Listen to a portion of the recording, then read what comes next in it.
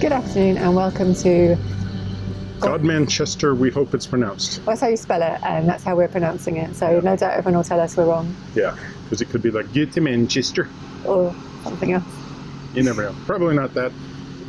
So we've been on this 48-hour mooring for 92 hours. Yes, and normally it's quieter than this. There is a large tractor doing some mowing of a field. And 3 boats in the lock, because we're right next to the lock here. Yeah. It's actually a really nice mooring. It was busy on Sunday when we arrived with loads of swimmers and paddleboarders and kayakers and all sorts, but it's been quiet ever since. Yeah, and, well, so I called down, well, I didn't call down.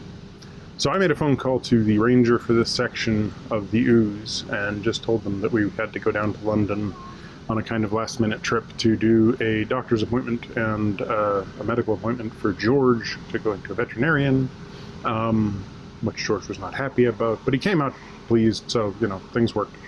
And, yeah, so they gave us permission to stay on here for a couple of extra days, with the caveat that when we got back, we had to move again. So now we're back. We're moving. Yeah, we got back at lunchtime. Well, it's now 2 o'clock. Got back about 2 hours ago. We ran to the co-op, which is just in town.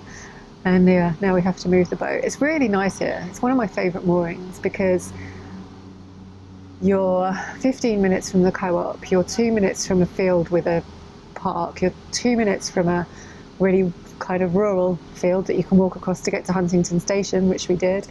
There's a kind of little basin up here with more town moorings that are run by the and there's some pretty weirs and the Chinese bridge over the river there. And basically, like, the lock comes up and then there's a mooring beside the lock and then there's this little arm that goes back that way and some very nice weirs where there's water rushing down and you don't want to let your dog in there. But it's definitely, you know, a really nice, pleasant area. And there's a really good chip shop. Really good chip shop.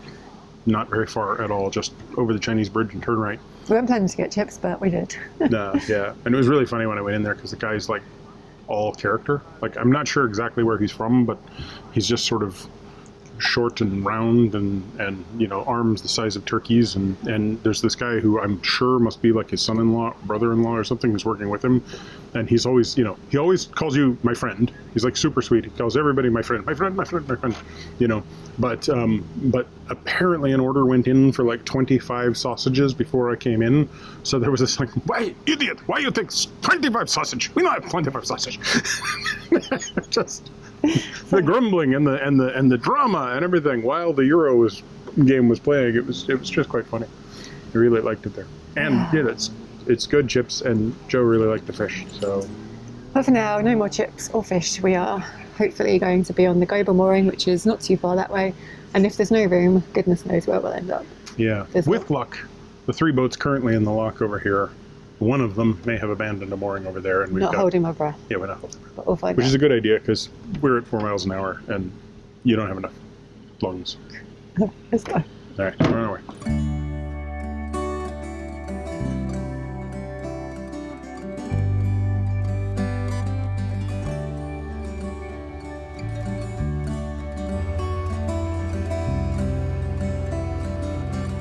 The EA moorings we were on are right next to Gumster Lock, and there are 3 boats going down as we leave.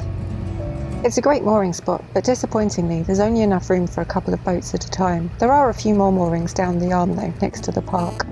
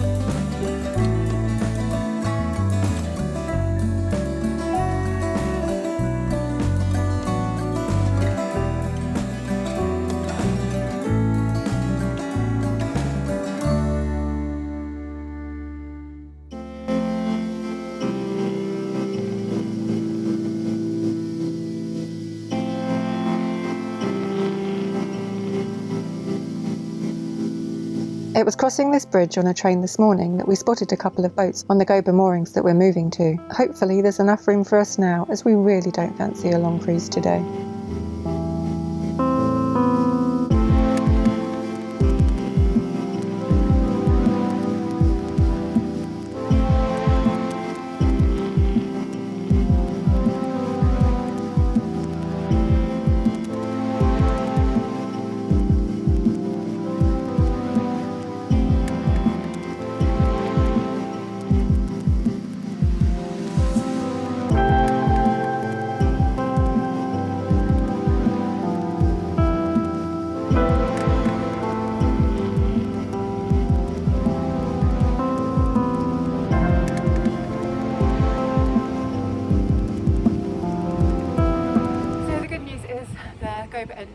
The GOBA moorings are completely empty, so we can stop. Yay!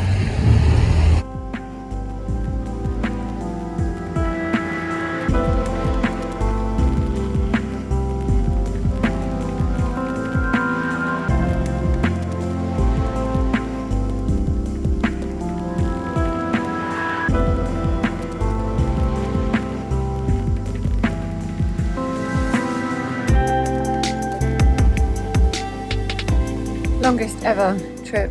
Yep. Wasn't even a mile, We've was been it? going for hours. Anyway, it's really, really nice here. Yeah, when I came past on the train earlier, I could see a couple of boats on here. I didn't know if there'd be room, but they've left, and plus it's really long mooring. Really big. There are some cows that very clearly come over here every once in a while to do some grazing. And some pooping. And some pooping. But not, doesn't look like they've been over here recently. There's a lovely green field for George, as long as the cows aren't. It's been well fertilized. Yeah. And yeah, but for the noise of the train and a little bit of wind, it's beautiful. And we're actually not that far from Huntingdon because we've kind of come around a bend back towards it. Yeah. And so it's about a mile that way. George Street just fell here. The only excitement on the cruise is it's really windy, so mooring up, the wind was just pushing the boat back out again. Yeah. Joe was like, I'm not sure I can do this on my own. Well, okay. I said, I'll hold the boat and you do the hammering. And I was holding the boat. I was like, I think you got the easier job. There was a reason why I was holding the boat. I make the better land anchor. Usually you pull it in and it just pretty much stays there. But yeah, today. No, yeah. But yeah, it's a really nice GOBA mooring. Just about a mile from Godmanchester Lock, just under the railway bridge. It's a lovely little spot. And yeah, we're gonna have to call and check. See if we can stay here for your next trip to London. Yeah, just because I have to turn around and go back for a procedure and things. And yeah, when you have a procedure, you have to have a COVID test. So you can't just go for the day. You have to go for the. No, you have to go down. At the moment, everything changes on Freedom Day, which by the time you see this will have happened, and who knows what. I don't want to make any bets, but anyway, at the moment, the rules are it's a meaningless procedure. It's just I have to get it done, and in order to get it done, I have to show up on day one, get a drive-through COVID test, and then I have to be isolated in my bubble for 4 days, and then return on the 4th day for this, what is really just a 20-minute outpatient procedure that involves nothing. But it takes 4 days away from the boat. Yeah. So it's so it's really not the easiest thing to do right now while continuous cruising. Thanks for watching. Give us a thumbs up, comment down below, subscribe to minimalList Maximum Velocity if you want our time-lapse videos, and click that bell thingy if you want to get notifications.